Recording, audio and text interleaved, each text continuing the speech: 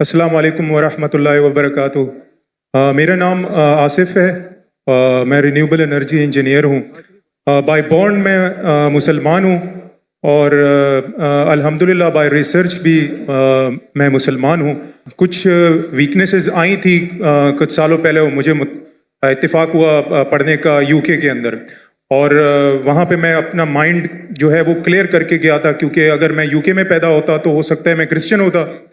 تو یو کے گیا اور وہاں پر کرسچنس پہ بھی ملا اور ڈفرینٹ ریلیجن لوگوں سے بھی ملا، اور ناٹنگھم اسلام انفارمیشن پوائنٹ کے تھرو میں نے دعوت بھی دی، ان سے ملا، اور جس طرح سے ڈیبیٹس ہوئیں، آپ کی بکس ہیں، احمد دیدات کی بکس ہیں، انہوں نے بہت ہیلپ فل کی، اور جب کرسچنز اور ڈفرینٹ تھے وہ بے بس رہ گئے، تو میرا یقین اور پختہ ہو گیا کہ اسلام اور قرآن کے علاوہ اور کوئی مذہب حق نہیں ہے، یہی صرف حق ہے تا قیامت تک، کیونکہ ان کی بے بسی دیکھی میں نہیں دیکھی وہیں پر۔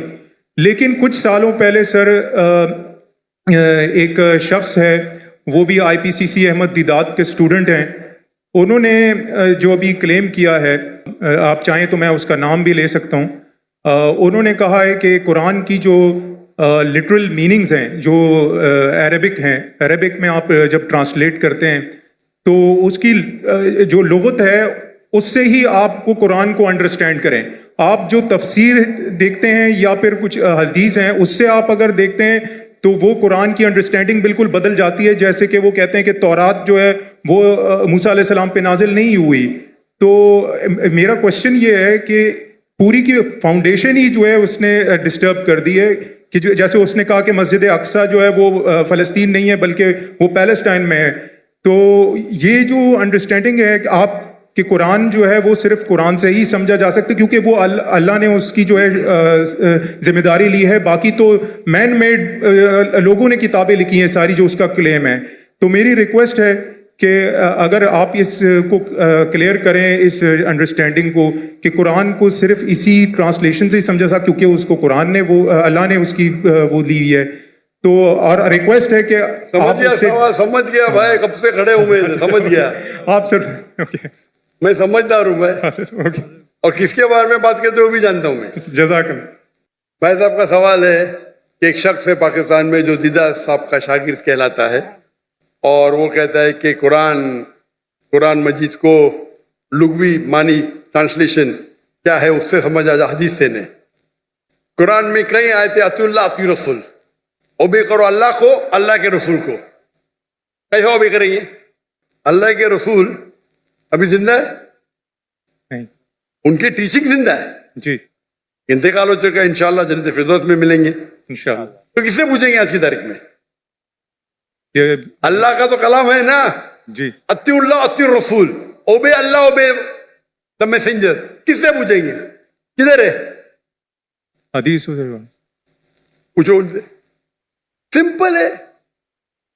کوئی بھی اگر قرآن کا بیسٹ کامنٹری قرآن خود ہے اور اللہ کے رسول کی حدیث، دو چیز، قرآن خود اور اللہ کے رسول کی، یہ بیسک ہے۔ Best is Quran itself. کئی جگہ قرآن میں دو جگہ ذکر رہتی، دو commentary, it is called itself. Number 2 اللہ کے رسول کی حدیث، اس کے بعد اینسلری، اور ہو سکتا ہے سائنس، ہو سکتا ہے ٹیکنالوجی، بعد میں آئیں گا۔ دو بنیادیں اپنے شریعہ کی، قرآن اور حدیث۔ اور پھر قرآن میں یہ بھی لکھا ہے فَاسْأَلُوا أَهْلَ الذِّكْرِ إِن كُنتُمْ لَا تَعْلَمُونَ۔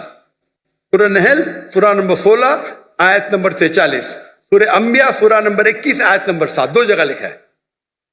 اس سے پوچھو جو ایکسپرٹ ہے۔ یعنی قرآن میں سارے پرابلم کا، ایک جن نے پوچھا کھانا کیسا پکانا لکھا ہے؟ میں بولا ہاں لکھا ہے۔ کہاں لکھا ہے؟ کوک سے پوچھو نا، کوک ایکسپرٹ ہے نا۔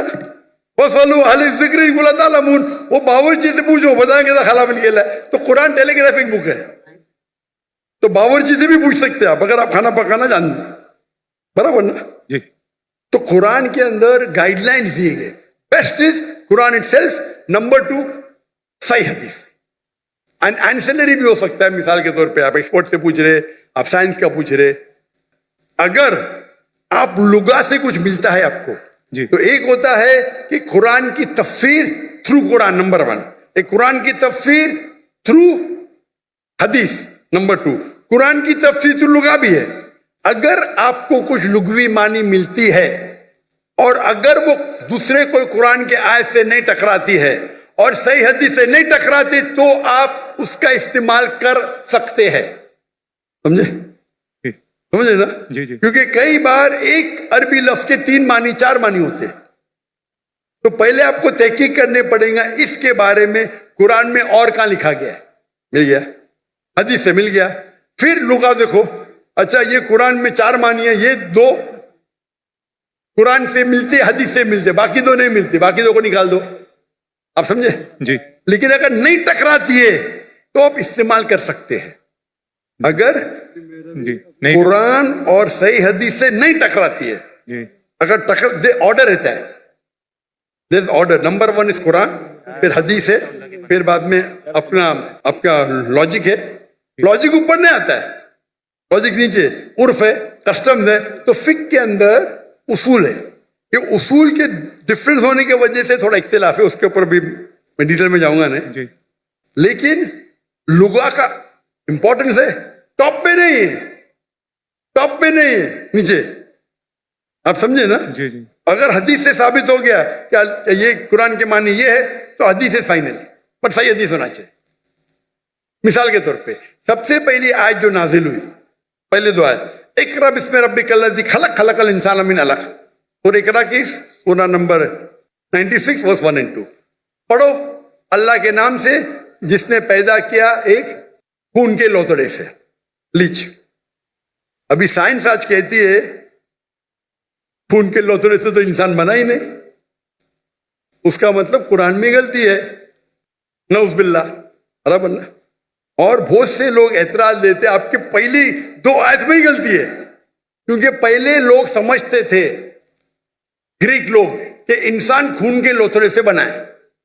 अभी आप जब तहकीक करेंगे तो अलाका के मानी 3 होते हैं, खून का लोथड़ा, लीच, लोच जैसा, Leach like substance, and something which clings, 3 मानी होते हैं।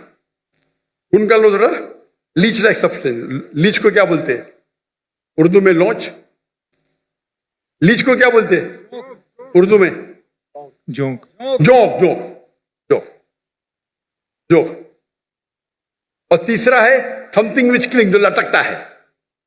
तो कीथ मोर के पास जब गए थे और ये तीनों दिखाए, कीथ मोर एक क्रिश्चियन था, जी 1991 में 1920 में गए थे उनके पास, वो दुनिया का बेस्ट एम्ब्रियोलॉजिस्ट था। लिखे के तर्जुमा, हमारी साइंस को पता ही नहीं कि एम्ब्रियो मतलब जब बच्चा माँ के पेट में जब शुरू में पैदा होता है उसे कहते हैं एम्ब्रियो। हमारी साइंस तो कहती नहीं कि वो जोंक के जैसा लगता है। वो माइक्रोस्कोप में गया, शॉक हो गया, अरे हाँ सही है भाई, ये जोंक लगता है। तो इसमें मानी कौन सी है? अभी अलका की क्या मानी है? जोक। समझ गए? या बाद में उससे पूछे बाकी के बारे में क्या है? नहीं भाई, बच्चा लटकता भी है, तो दोनों सही है। बच्चा जब मां के पेट में रहता है, वूम में रहता है, तो बच्चा लटकता है थ्रू द एम्बोलिकल कार्ड, अम्बोलिकल कॉर्ड के थ्रू लटकता है, बराबर, दोनों सही है। और रिसर्च करे पता चला कि दिखने के अंदर बच्चा शुरू में खून का लोथड़ा दिखता है, तो वो भी सही है, खून के लोथड़े से नहीं बना, लेकिन खून के लोथड़े जैसा लगता है।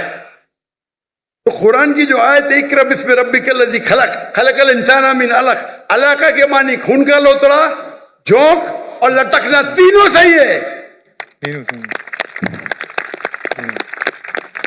कोई भी हदीस से टकरा रहा नहीं, कोई भी तफसीर में लिखा नहीं, कोई भी तफसीर में लिखा नहीं कि ये लॉन्च के बारे में, जोक के बारे में।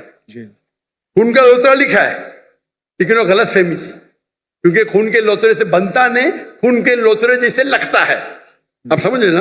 तो इस वक्त आप लुगा का इस्तेमाल करें, अच्छी बात है, लेकिन वो लुगा अगर कुरान की दूसरी आयत से टकराता है या हदीस से टकराता है तो उसको छोड़ देने का।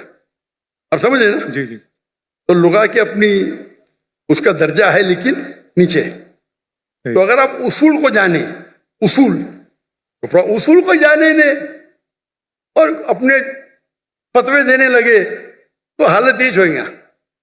और उम्मत को अगर बेसिक नॉलेज है दीन की, कोई भी आलिम आपको کوئی بھی گھمائیں گا نہیں عالم. اگر آپ کو پتا ہے دین کے بارے میں واللہ کوئی بھی عالم گھما نہیں سکتا آپ کو. وہ پرابلم ہے ہم دین کے بارے میں جانتے ہی نہیں نا.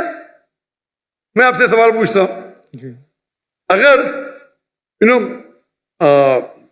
ہندوستان میں حیدرآباد میں گاڑی پہلی بار آئی تھی بہت سال پہلے, تو ایک نواب گاڑی خریدتے, پہلی بار گاڑی آتی, امیر رہتے, مل جاتی گاڑی ان کو, تو گاڑی کے ساتھ ڈرائیور بھی آتی. کس کو چلانے آتا ہی نہیں, گاڑی کس کو چلانے آتا ہی نہیں نا, تو کمپنی اس کو ڈرائیور بھی دیتی ہے. تو نواب صاحب بولتے میری بیوی کو شاپنگ جانے کے, گاڑی کو باہر نکالو. تو ڈرائیور بولتے نواب صاحب گاڑی خراب ہو گئی, اب بھی صحیح کرو. تو بولے صحیح کرنے کے لیے 10 کلو گھی چاہیے, 20 کلو رائس چاہیے, باسمتی رائس, اور 30 کلو شکر. تو نواب صاحب اس کو 20 کلو گھی دیتے, 30 کلو باسمتی رائس اور 30 کلو شکر دیتے, اور گاڑی چلنے لگتی. میں آپ کو پوچھتا ہوں, آج آپ کا ڈرائیور بولا مجھے گاڑی صحیح کرنے کے لیے 20 کلو اصل گھی چاہیے, 30 کلو باسمتی رائس چاہیے, اور 30 کلو شکر چاہیے, دیں گے اس کو؟ Of course not. کیا کریں گے, لات مار کے بھگائیں گے نا, کیونکہ آپ گاڑی کے بارے میں جانتے ہیں. آپ دین کے بارے میں نہیں جانتے تو یہ مسلمان کا جہل ہے. آپ دین کے بارے میں جان لیں گے تو کون آپ کو گھی نہیں پوچھے گا. آپ سمجھے نا. کل میرے بیٹے نے تقریر کی تھی اردو میں, کیا قرآن کو سمجھ کے پڑھنا ضروری ہے. ہو سکتا ہے کہ یہ ایگزامپل انہیں دیا ہوگا کل کی تقریر میں, دیے نا, ماشاء اللہ آپ تھے.